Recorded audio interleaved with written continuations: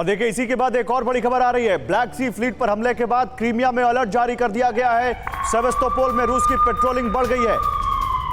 बड़ी खबर, black Sea fleet पर हमले के बाद क्रीमिया में अलर्ट, सेवास्तोपोल में रूस की पेट्रोलिंग बढ़ी।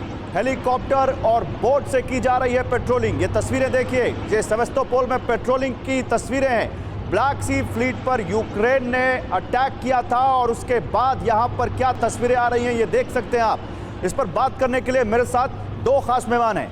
एवीएम श्रीवास्तव से आप मिल चुके हैं और प्रोफेसर अमिताभ सिंह भी इस वक्त हमारे साथ जुड़े हुए हैं, विदेश मामलों के जानकार। आप दोनों का एक बार फिर से स्वागत है। मैं अमिताभ जी अब आपके पास आऊंगा। ये ब्लैक सी पर जो फ्लीट का मामला है, हमले का जो मामला है, ये बहुत बढ़ गया है और अब वहां पर पेट्रोलिंग तक कर रहा है रूस। ये क्या यहां से मैसेज दिखता है यूक्रेन जिस तरह से बार बार क्रीमिया पर अटैक कर रहा है? देखिए गौरव, हम काफी दिनों से ये मान रहे थे कि एक स्प्रिंग ऑफेंसिव आएगा जिसमें रूस स्प्रिंग ऑफेंसिव को इनिशिएट करेगा, लेकिन अब उसका रिवर्स हो रहा है। अब रूस जितने भी अपने टेरिटरी कैप्चर कर चुका है उससे वो उसको मेंटेन करना चाहता है। अब यूक्रेन का एक प्रतिकार और एक प्रतिकारी हमला हुआ है और ये सेवास्तोपोल का अगर इतिहास भी अगर देखें तो ये यूक्रेन और रूस का एक जॉइंट फ्लीट था जो 2000 ईस्वी तक रहा, लेकिन बाद में जब वो अलग हुआ तो दोनों अलग हुए। यानी इंटेलिजेंस इंफॉर्मेशन यूक्रेन को इसके बारे में पूरी है और इस तरह का ऑफेंसिव अगर यूक्रेन शुरू करता है तो जाहिर है इसका प्रतिकार काफी सीरियस होगा।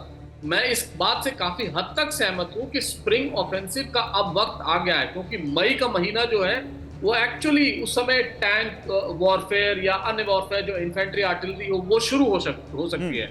तो अब ये मानना कि ऑफेंसिव पर यूक्रेन जाएगा वो बिल्कुल सही है। रशिया सिर्फ अपने आप को डिफेंड करेगा। ये नहीं, लेकिन ये केवल और केवल ब्लैक सी तक नहीं हो रहा है, बेलगोरोड या सीमावर्ती इलाकों तक नहीं हो रहा है। अगली खबर जो हम दिखाने जा रहे हैं ये बताएगा कि यूक्रेन ने तो कुछ और ज्यादा बड़े इरादे पाल लिए। यहां पर वो तस्वीर दिखाते हैं आपको, खबर दिखाते हैं। मॉस्को के करीब विस्फोटक से लैस एक ड्रोन क्रैश हुआ है, ये रिपोर्ट बता रही है। मॉस्को के करीब, मॉस्को से 35 किलोमीटर दूर यूक्रेनी कामिकाजी ड्रोन दुर्घटनाग्रस्त हुआ।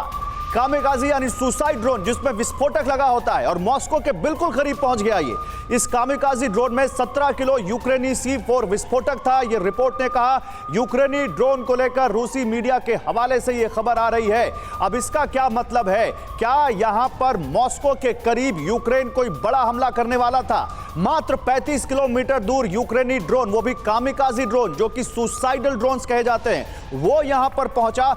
तो क्या एक बड़ा हमला नाकाम हो गया, वरना मॉस्को के आसपास या मॉस्को में कुछ बड़ा विध्वंस हो सकता था? आइए जल्दी से आपको इसके बारे में और जानकारी देते हैं। मॉस्को के करीब नॉगिंस में यह ड्रोन दुर्घटनाग्रस्त हुआ है। मॉस्को के करीब नॉगिंस में कामिकाजी ड्रोन दुर्घटनाग्रस्त हुआ और ड्रोन में ईंधन खत्म होने की वजह से मॉस्को से 30 किलोमीटर पहले ही यह ड्रोन गिर गया, वरना कुछ भी हो सकता था। 17 किलो यूक्रेनी C4 विस्फोटक के साथ मॉस्को से 30 किलोमीटर दूर यह ड्रोन गिरा है। 3 मीटर के कामिकाजी ड्रोन में कैनेडाई M112 विस्फोटक चार्ज थे। मॉस्को के पास बोगोरोडस्की के जंगलों में करीब 300 मीटर अंदर पाया गया।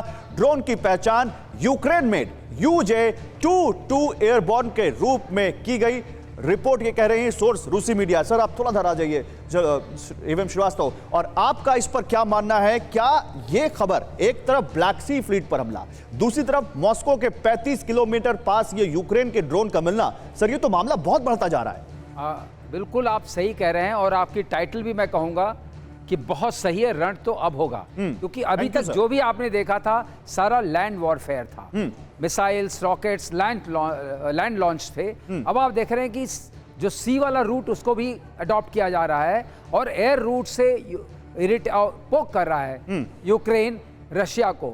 तो अगर वॉरफेयर की जो कंप्लीटनेस की हम हमेशा से बात करते रहे हैं कि Y offensive air ops is not being deployed, why offensive naval ops is not being deployed, why space warfare is not being done, तो अब लगता है जो आपने रण अब होगा जी सर, इसकी एक समझ लीजिए एक तरीके से शंखनाद हुआ है।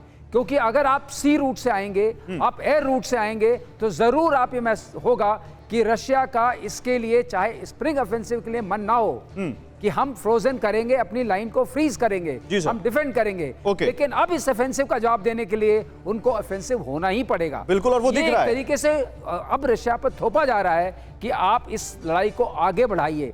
अब इसका क्या मतलब है वो हमें उसकी जरा इवैल्यूएशन करनी पड़ेगी।